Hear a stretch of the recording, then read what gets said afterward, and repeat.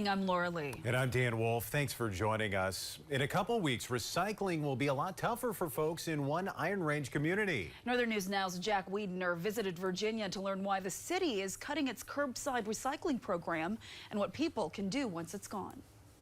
As of February 5th, the city of Virginia will no longer collect recycling bins from residents or businesses. According to Mayor Larry Cuffey Jr., the decision was made to lower taxes.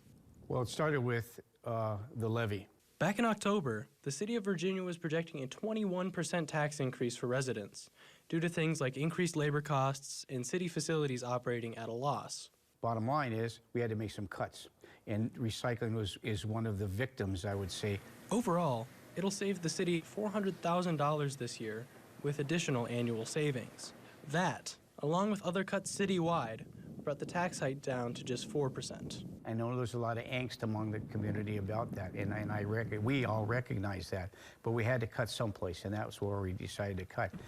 In place of curbside services, residents can bring their recyclables to one of two 24/7 drop-off sites or directly to the landfill in Virginia. David Fink works for St. Louis County and is responsible for the drop-off locations.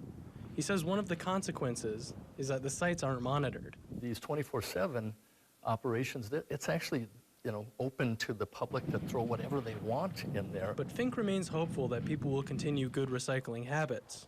Recycling is really ingrained in folks. A sentiment that is echoed by the mayor.